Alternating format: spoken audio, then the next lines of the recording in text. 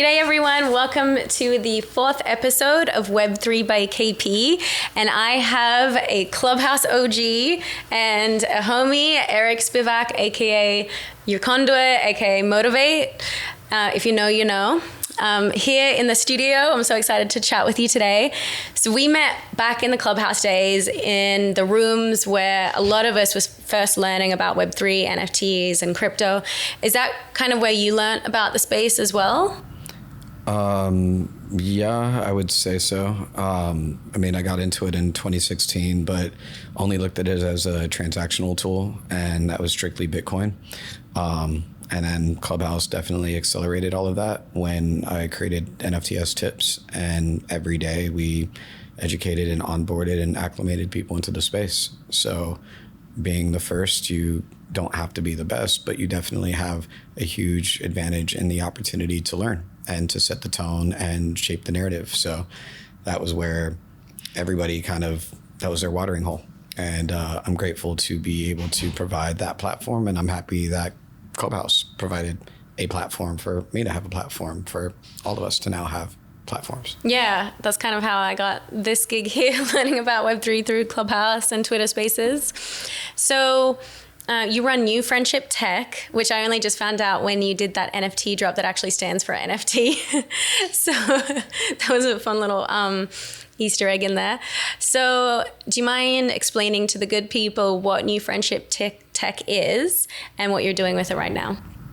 Yeah. So New Friendship Tech, NFT for short, is technology creating new friendships. So technology, much like Clubhouse, much like these cameras and this mic and our phones and wireless, etc., has allowed us the opportunity to connect and cultivate and create communities in cities all over the world. So with that said, without the technology, it would be a lot more difficult to do all of the things that I just mentioned, including collaborate. And so I felt that there's a little bit of a disconnect and also an apprehension with technology. And there's also negative stigmas that circulate around it that, you know, it's very difficult to get into. It's very hard to navigate. It costs a lot of money. There's a lot of things that really make people not interested in looking at technology and seeing what it does in shaping the world. So I started doing these events that are completely inclusive, accessible, and diverse, with panels featuring industry leaders in art, music, fashion, tech, and culture, and making everything completely free entry, free drinks, free food from start to finish. And then also having educational panels with 2 women per stage, and same thing on a performance side, just keeping the talent booking ratios completely balanced, and just to kind of set the tone that, you know, free doesn't have to mean low quality, and you know, free means maximum accessibility, which should lead to maximum acceptance and adoption and attendance. I'm really good with these words. I'm finding myself, I was like CCC and then AAA. It's the rapper coming through. It is the rapper in me, at vocab and low jab.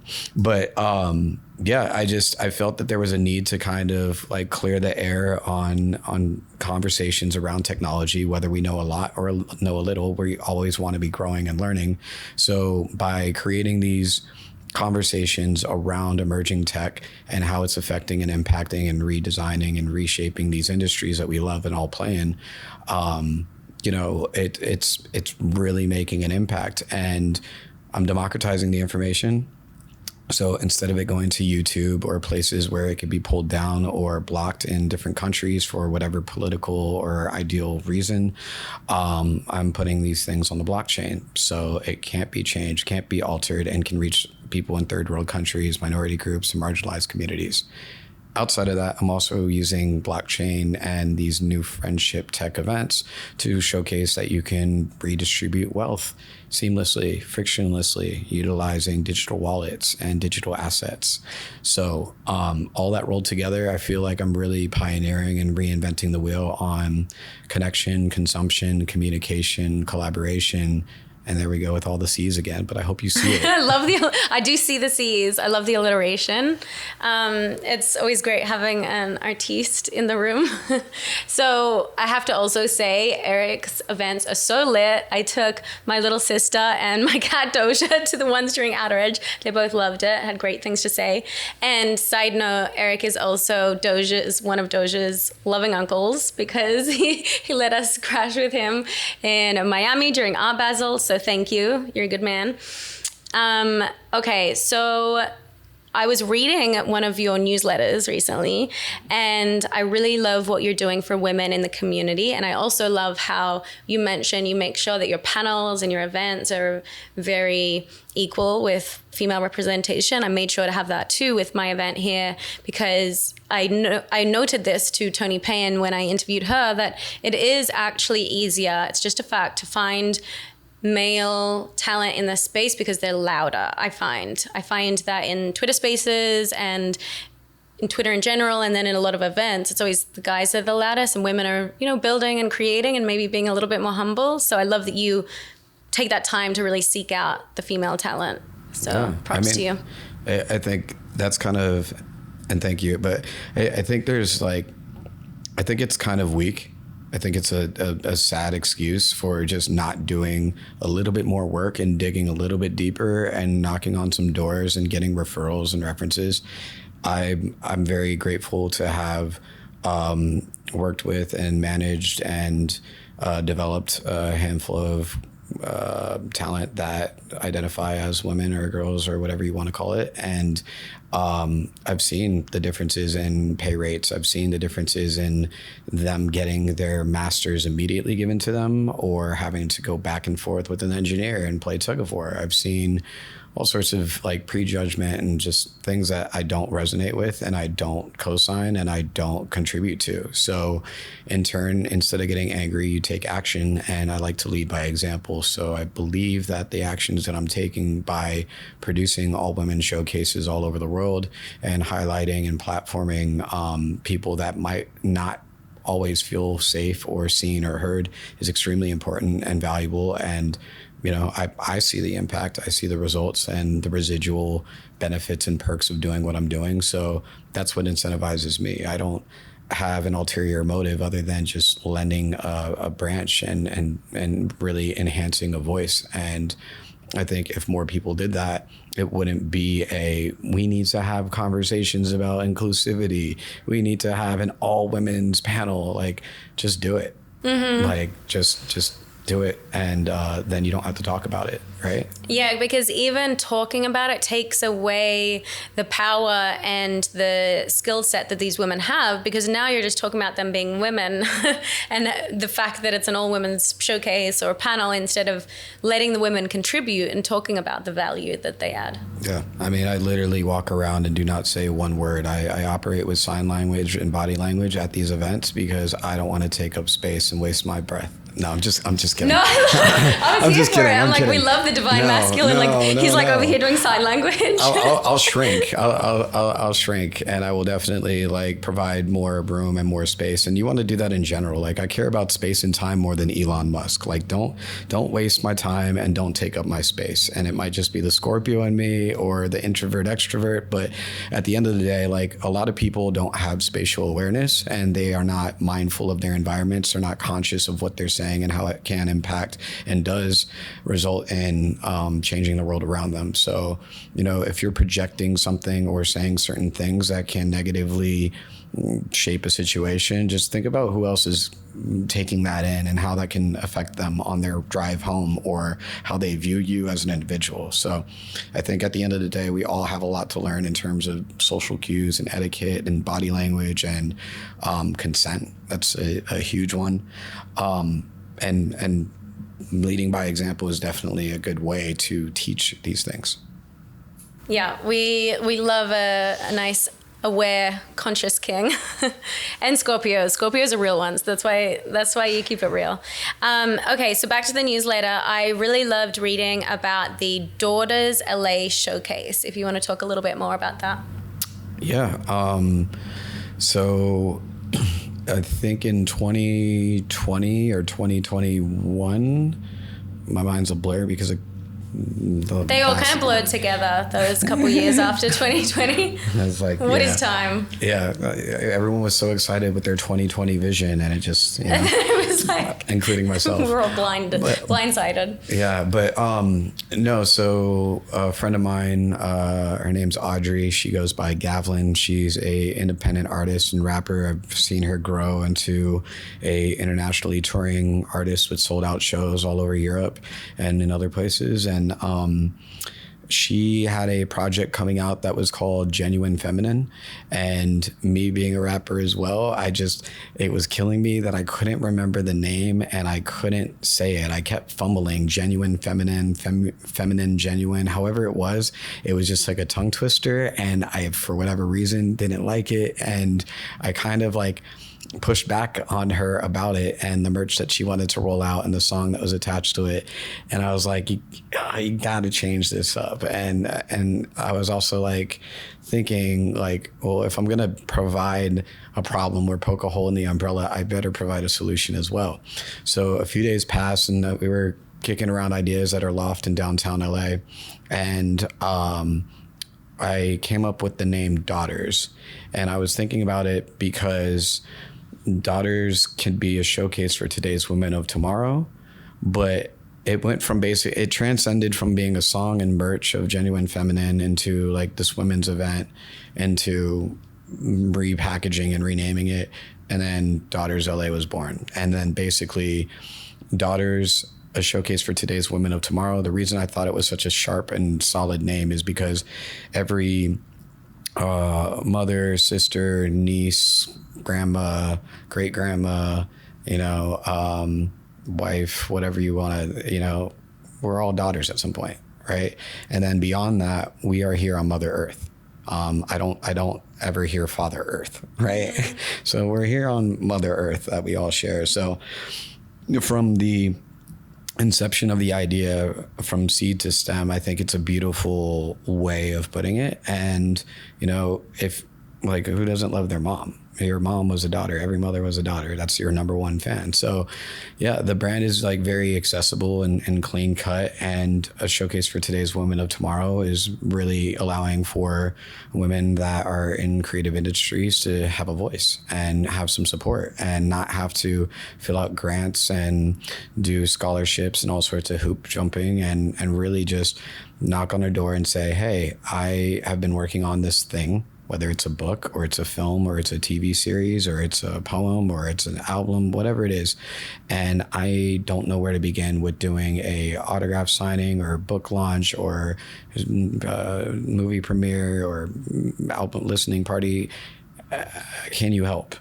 And then we would come in and provide infrastructure around that. So we would get you a venue, we'd get you sound, security, lighting, door, bar, videographer, photographer, help you with an opener or a closer, and really curate this whole experience around your thing. And that puts you at the top. And now you didn't have to think about all the logistics and operations and get overwhelmed and feel like I'm helpless and I want to move forward, but I don't know where to begin and I don't have the budget for it. And for us, that's another activity. That's another activation. That's more photos and videos. It's more co-sign for what we're doing. And just by bringing a bunch of really great people together in the same place at the same time, you saw this magic, natural energy circulating of just happy people doing good things for good people that wanted to share their craft and their art to the world. And I'm proud to say that we did toy drives, we did all sorts of things. We had mixtapes, we did live streams with 20, 30, 40,000 viewers. Some of the artists that we put on ended up playing Coachella and getting signed after.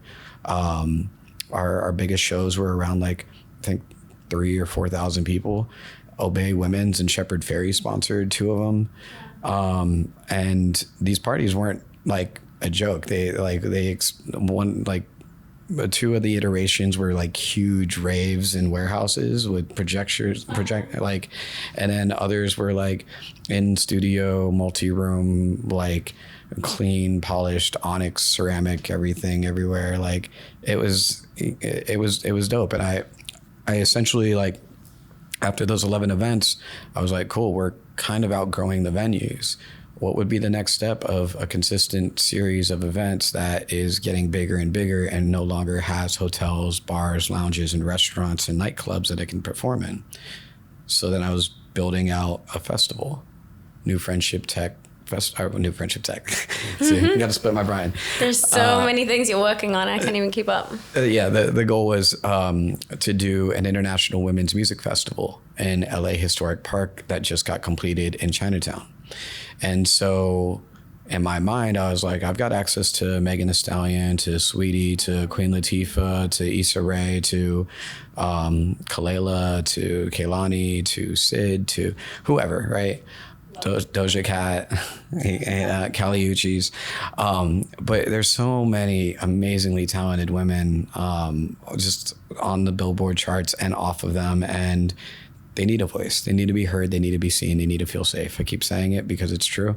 And what better way than to have a 3-day music festival in a city like Los Angeles? It's so rich and eclectic and diverse. And so, you know, I was starting to piece together all of this stuff, had the website up, started working on the deck and the press kit and all the things.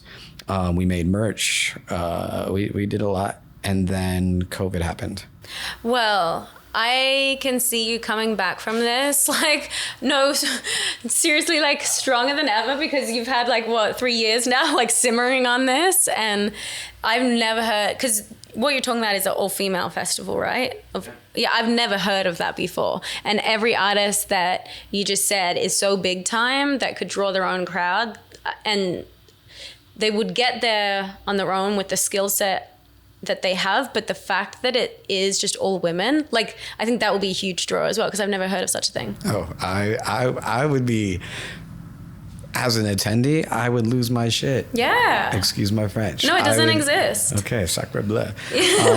But no, like, literally, like, just in the past few months, like, I've seen Peggy Gou and Charlotte DeWitt and Nina Kravis and Lupe Fuentes and Juliet Mendoza, and the list goes on. And I feel like we're missing the mark, especially because the lineups in general for electronic music events and you still see, like, predominantly male lineups in 2023. And I'm just like, can we just replace these talent buyers and bookers already? Because, like, there's no reason for it.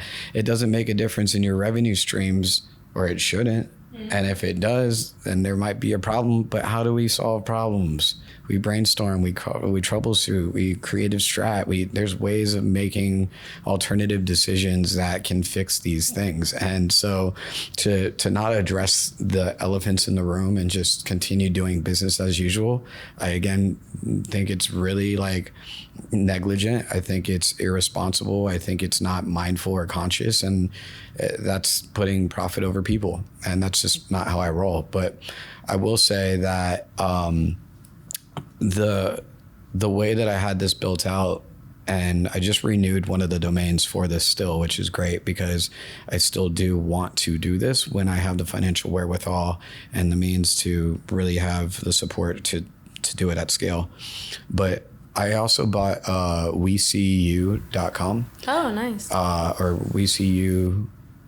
I think it was WeSeeYou. It was WeSeeYou.win or WeSeeYouWin. I think it was WeSeeYou.win or something. But anyways, so I bought that, and I had Daughters LA, Daughters NY, Daughters MIA, Daughters CHI, Daughters LV. I was planning all the chapters, all the areas that I wanted to do events, which, ironically enough, obviously with New Friendship Tech, you see that I'm doing events in LA, New York, Miami, Chicago. So, you know, it's a similar model, because I already intended on doing all of this in a certain way, and now I'm doing it with a different demographic, but keeping some of the guts of that, and really making, like, once I have one, I can do the other. Yeah, like we were talking about before, you've built the infrastructure and you've been doing this for years. So you've already got, you know, what it takes, like you said, just start plug and play with different things. Like, you've already done so much. Like, name somebody who's doing more in their day than Eric. I can't. Oh, it's funny. So, like, I didn't know that you were going to even bring up Daughters LA. Okay. But I do keep these cards on me. Wow. and I keep them in my wallet. Nice. As a reminder. I have these in my wallet, and then I have like a picture of Nipsey Hussle in my wallet. Oh, I love that. That my friend Pay like, respects. did some crazy graphic design on. Wow. And then of course like picture of mom in my wallet. Oh. I think we just all the greatest. I think we just start going through people's wallets and like what do you have in your wallet? What's in your wallet? And this is sponsored by Capital One. Please pay us. Feel free to. I think I might have one of your Metro cards in my wallet. But so I carry these around as a constant reminder that I still want to do this thing. I still need to do this thing. And the benefits and perks for the world, if I do it, or when I do it rather, let's not say if, rather when. Yeah. It's going to be remarkable. And so the We See You Win thing was music festival happens annually, and that creates a social platform. Social platform's called We See You, because we see you. I see you. I see you working. I see you working. Hustle and flow. And then the social platform would help women in need for providing resources from, anything from a battered women's shelter to a transitional place or a drug and alcohol rehabilitation center to, resources to float you between jobs or finding your next roommate or place, discounted vehicles or free feminine hygiene products. This goes on and on. You're doing more than the U.S. government right now for women. I feel like I did more during COVID than the government too, by helping all these companies understand QR codes and delivery systems. But wow, that's nor here nor there. Oh my goodness, that's another story. I was sourcing PPE gear and N95 masks for schools and hospitals during COVID, and creating Google Docs with anyways, I don't want to go backwards. Let's go forward. No, that's still very impressive. You do a lot behind the scenes that I don't think people have any idea of, but they see your events. Like I said, your events are lit and you've been doing them in so many cities at such grand scales. So I think your work does speak for itself, but behind the scenes, you're doing a lot more. So I think people will be really excited to see what you have in store. Yeah. I was also excited to read that you took New Friendship Tech to UCLA. USC. Let me do that again. But it's okay. No, let me do that again. No, it's fine because it's going to UCLA next. Oh, well, I was predicting where it was going to go. Oh, well, well, then you can predict. I was reading the future. You can predict where it will go after. I have friends that are doing the White House. Maybe?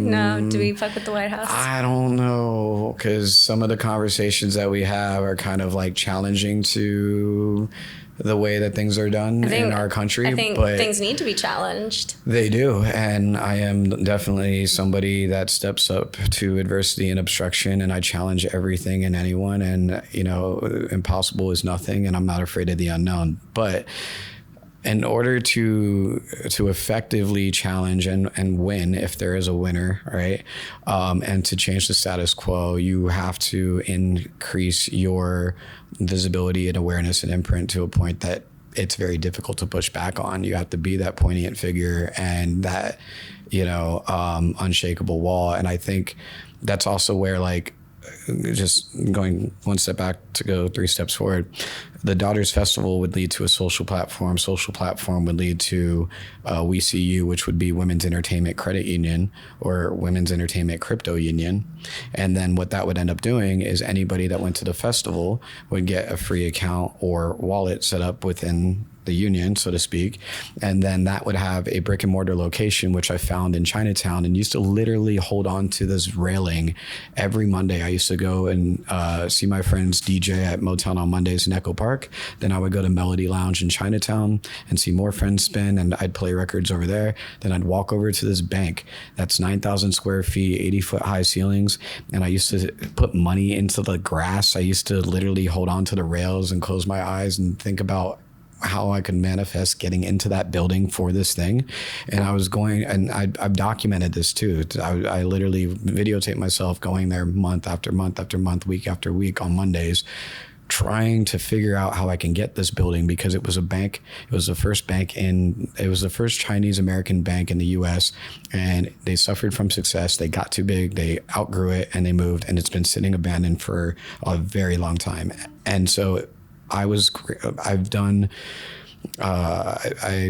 to do a really big party in Chinatown that used to have, it was the only place that you can dance beneath the stars. It was called Flyball Fly Like Fashionable, Ball Like Gala, 3 areas of music, nothing but the most stylish fucking people and dancers and eclectic music. But anyways, I had skin in the game in Chinatown and equity in Chinatown from all the events that I've been doing in Chinatown. And I think it's a very magical place. So in my mind, it just made sense that where I want to do the festival is right outside of this bank, and the bank still has vaults in it. It works perfectly for the financial side to it.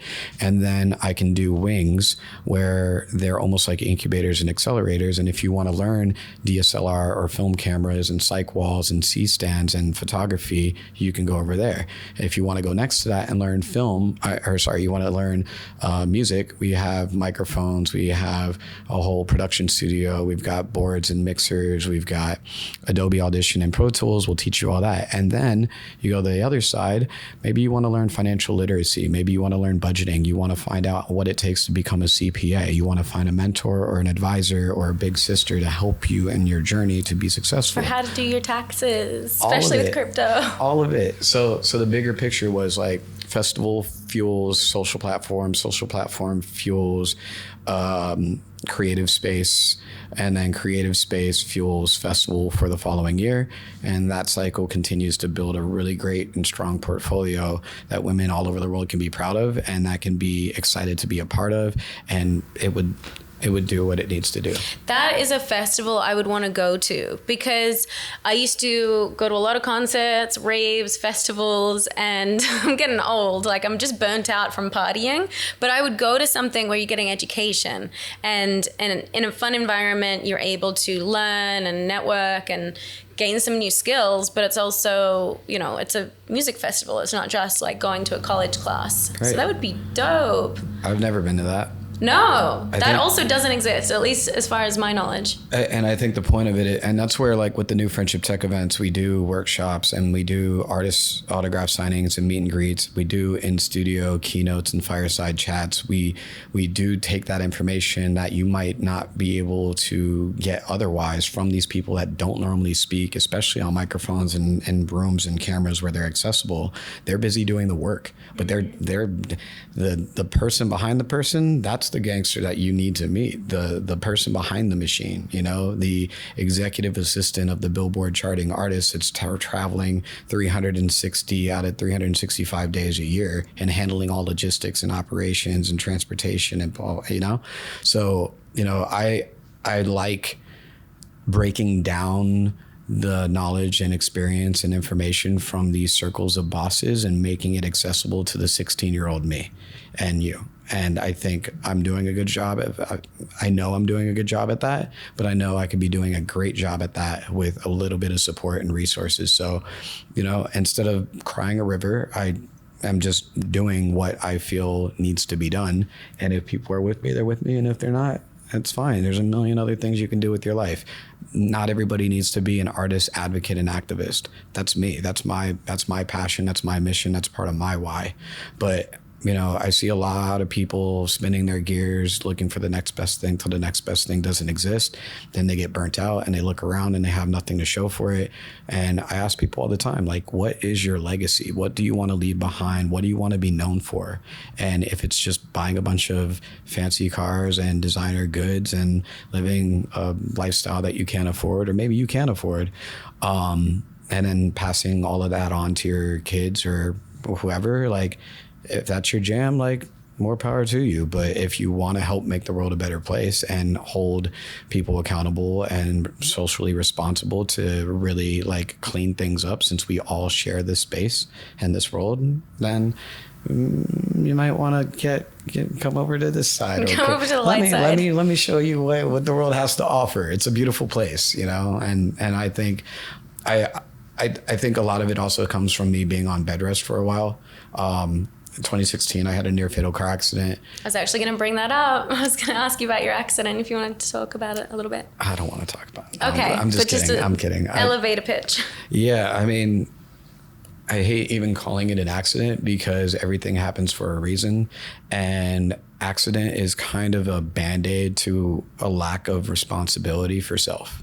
So when like my situation, I brought 3 friends out for the night. 2 of them were in town that have never been to LA before. I brought them to a place called Low End Theory, which was a premier instrumental and experimental hip hop beat showcase in in East LA at a place called the Airliner, and you would find the next best superstar. You would find beats that would blow your mind and melodies that were so beautiful that they would last in your head for months. And you'd meet all your best friends and new best friends, and it was a vibe. The line wrapped around the building at like 7 p.m. So the opportunity, like I never had to pay to get in, and I never had to wait in line, and I'm extremely grateful for that relationship and rapport that was established with those residents. So to bring my friends, to let them skip and have that experience with me and embrace everything that was there, when they went back overseas, their minds were like blown, because I brought them to places that, you know, and Anthony Bourdain would bring you to. I brought them to the underground, the independent, the subculture, the underbelly of Los Angeles. I brought them to the best of the grit. And they, in turn, I dropped off and later that night. And then not even 5 minutes from my place, I fell asleep at the wheel. I slammed into an electric pole the size of an oak tree trunk. And that basically knocked me unconscious. I woke up, I was in shock. My right leg was paralyzed. I snapped my hips. Both of my rib cages were fractured, and then internally I had bleeding and a traumatic aortic rupture, which I suppose has like a 97% chance of death or something. Oh my God. It's a miracle that you're still here and looking like a fully functional human as well. I'm very, very, very, very, very lucky and grateful to be alive. 2 kids ran out of their house and called an ambulance, and they, instead of bringing me to the closest hospital, they brought me to Cedars-Sinai, which is the best hospital in the nation. It's where all the celebrities, athletes, musicians, moguls, millionaires, and more go to. And I don't know why at that time. Maybe it was because it was the only place that they could do that type of operation. But on the inside, from the outside looking in, you don't know what's going on with something like internal bleeding, where it just pumps endlessly in your body until there's no room left for oxygen, and that's why people die from it. And so they jaws of lifed me out of the car. Car's totaled. I went to the hospital. They bring me to the ICU and put me on the operating bed, form a circle around me, say a prayer, gas me up, put me down. I'm unconscious for however many days. I wake up. Still can't use my right leg. My left leg also is like not working. And I found that I had a hip replacement surgery, leg surgery, heart surgery. I've got multiple stents in my heart. I was told that I'd never be able to walk again. All sorts of things. And then in the process of getting better, I got addicted to painkillers, and then I tapered off of that with edibles from my cousin's company, Dr. Norm's.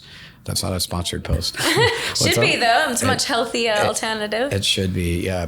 Both of my cousins, Jeff and Dave Cause, came by and saw me, and it was a lot. It was heavy, and what I realized, though, is how fucking amazing it is to see people show up for you in your darkest hour. Mm-hmm. To have friends that you may only see once a year or once every 3 years show up for you because they heard of what happened and they care about you and they want to see you get right and they want to see you healthy and happy and thriving. And the way I lived my life before was very, very, very, very fast paced. Throwing events, DJing, rapping, hosting, public speaking, like just I was everywhere, and a lot of people lived vicariously through me, and they enjoyed and got inspired by the way that I moved. So to see me flatlined like that in bed, unable to move, unable to do anything literally besides watch movies and read books and write, the one really beautiful thing that just kept coming forward was the fact that the stories that I'm hearing from these people that are seeing me of how I stood up for them and how I helped them with jobs and how I did different things that changed their lives. And that was like, okay, Eric, like this is this is empathy and humility on a whole nother level, and gratitude I've never experienced in my life. Yeah, it's kind of like when I lost a friend, I was really looking into the afterlife and death and grief, loss, and how people deal with it. And in the West, because we don't really address it like a lot of more traditional cultures where they really explore and celebrate the afterlife, one thing that I read about was how people were starting to celebrate people while they were still alive.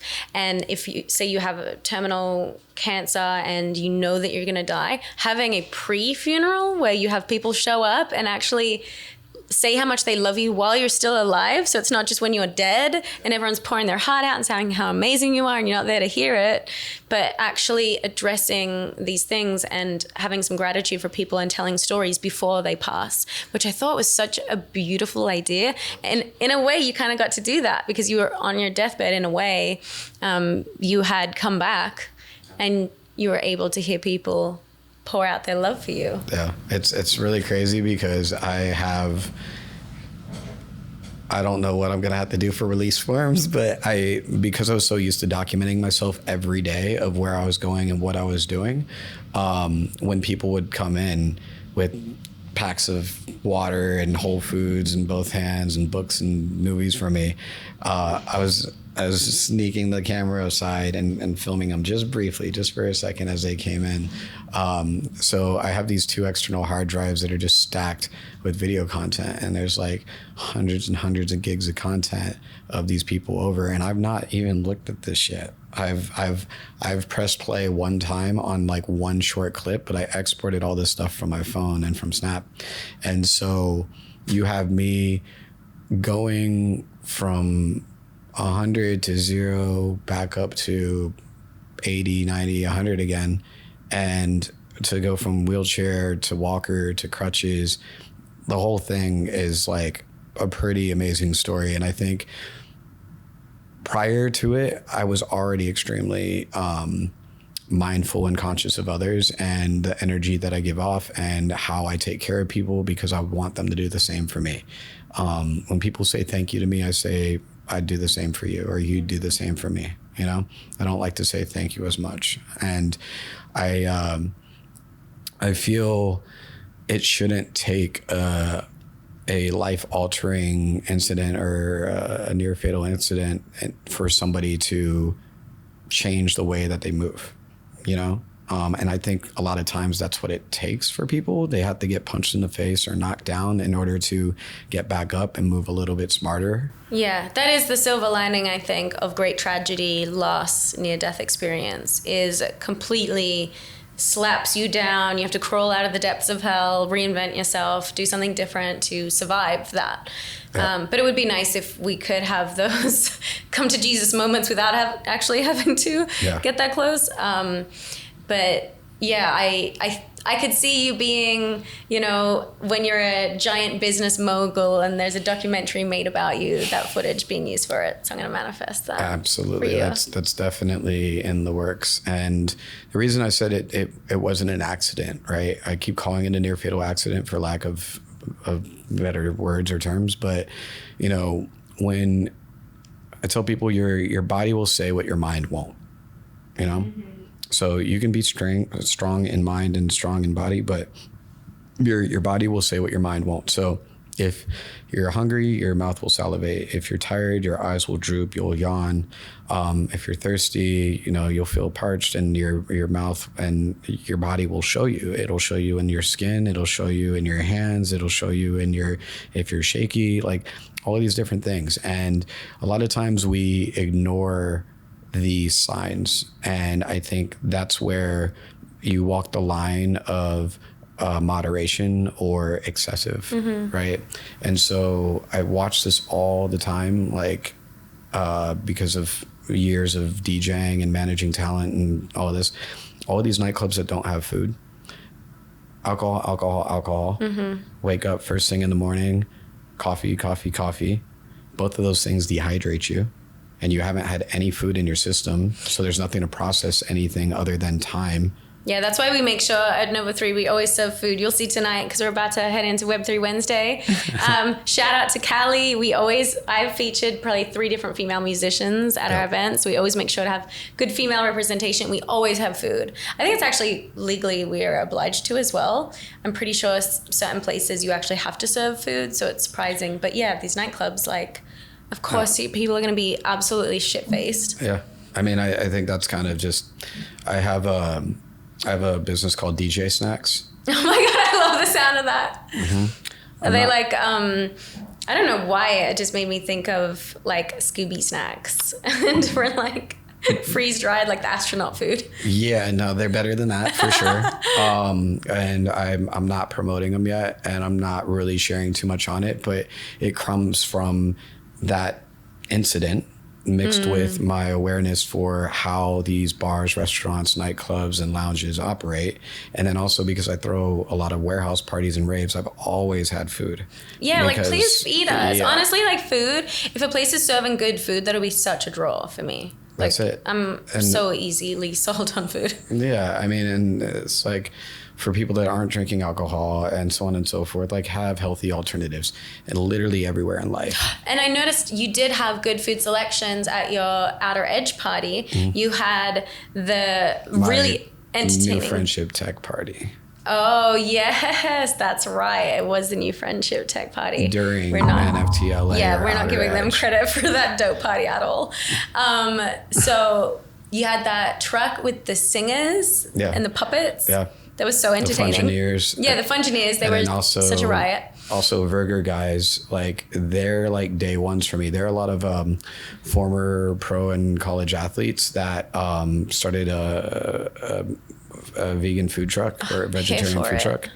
And, you know, they supported my first new Friendship Tech event and fed everybody like over 600, burgers, fries, chicken, etc. And I've used them ever since because everybody likes it. They don't know or care if it's vegan or not. And a plant-based thing isn't going to hurt you. Not that I'm 100% vegan. Like, I definitely like my tomahawk steaks. Okay, we're not. Yeah, but I'm a big supporter of the plant-based, and it also makes me so happy to hear that it was like former athletes who are just so, ingrained in them to eat the red meat. And well, that's the kicker, right? It's like, athletes are conditioned. Athletes are conditioned, and that's why they practice. That's why they work out. That's why they train. That's why they have trainers. That's why they have facilities. They have stuff to keep them in premium and top-notch shape because they are the product for the business, right? And that business is themselves, and that business is whatever team they're playing on and whoever they're representing, and also the fans, right? In music, same thing goes, same thing applies, but we don't provide that level of support for music artists to be conditioned to be successful, to be healthy, to be away from things that can leave them falling susceptible to immense hardship and health problems.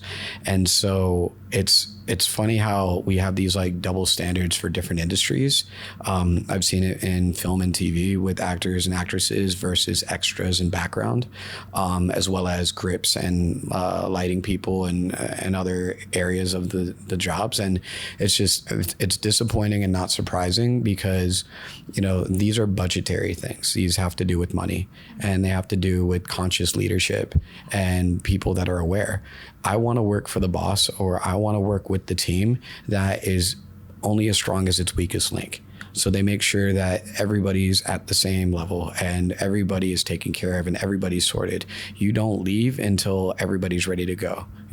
First in, last out, that's fine if that's me as a leader. Not everybody should be a leader or a chief or a captain or at the front. Some people are better in support roles, but there is a way to make sure that you're stronger together and you're making sure everybody's all right. And I think we have this fear of retaliation or losing positions or seeming to be weak or worse, because we ask for help and we ask for support or we ask for things that we need and want. And so you should always be able to do things because you want to, not because you have to. But unfortunately, we've gotten to a point where we do a lot of things because we have to, not because we want to. And that's just a part of the beast that we've grown to accept. Well, this was such a broad topic of conversation today. We covered so many different topics. I love it. Where can people find you? Because we'll have to wrap it out, head down to Web3 Wednesday. Yeah. So where can people find you? Where can they learn more about New Friendship Tech and any upcoming events you have? Yeah, you can find me on the interwebs. You can You find just sounded like a grandpa then. the interwebs. The old interwebs. The Back to Web 2. the thing with the straws and the strings that hold things together. That thing. You can find me there with my cane. Yeah, Big Web3 maxi. Here for it. I've been in Bitcoin since never mind. Yeah, when you said 2016, and I was like, God damn it! I learned about it in like 2014, but I didn't know it was something I could invest in. I got into it because I was posting personal adult ads for a dominatrix I was dating. You told me about that story. Okay, that is definitely a great story. That I love that girl. Hit him up if you want to hear that story. Don't hit me. What? Don't hit him. Message him kindly and ask him for the dominatrix story because it's a great one. And she's an actress and also crushes it. And she's on Netflix right now too. But anyways, yeah, you can find me EricSpivak, Eric Spivak. You can find me with that handle on Twitter. On Instagram, you can type in SPIV, S like Sam, P like Peter, I like Igloo, V like Victor. Obviously, I've never done this before.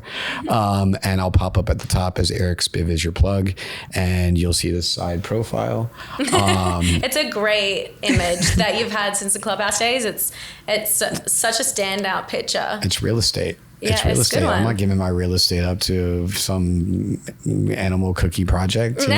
This is money. So, this is money. Remember anything that I'm saying here today? Like protect this and protect this and protect this. But your face, your brain, your heart, keep those in check. So, Yes, sir. Reach out to me on any of those platforms. Eric Spivak. I also go by Motivate and also go by Spiv.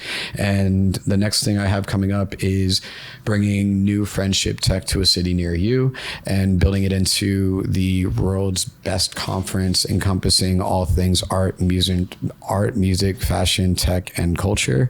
And ideally, I can figure out how I can continue making this completely free as it continues to grow in attendance. But so far, so good. And if you are out there and you are looking to put your money into anything, put it into me if you haven't already put it into yourself, because I am building things that are making a brighter, better future for all of us. Wow, Eric, I need your training in how to do public speaking and how to talk about yourself, because I cannot do that as well as you do for myself. I feel like you could teach that course to how to hype yourself up. But I do love your latest NFT drop, and it gives access to Eric. So definitely check that out. I also love the graphics around it that you designed yourself. So multi-talented man, definitely go tap in with him. Follow him and listen to him on Twitter Spaces. Are you still on Twitter Spaces? I've kind of dropped off. I'm everywhere. Okay, you'll find him. I'm not hard to find. I'm definitely a lot more accessible than I should be, but I'm realizing I've already learned this lesson, but the higher you climb, the more of a target you become. And it's up to you to decide how accessible and how exposed you want to be to people, places, and things. So again, I care about space and time more than Elon Musk. So don't fuck up my space or waste my time. And we'll vibe, we'll work together and protect yours as well. And I'll do the same. Oh, I love it. So many nuggets of wisdom. All right, we'll see you guys next time. Ciao for now. Peace.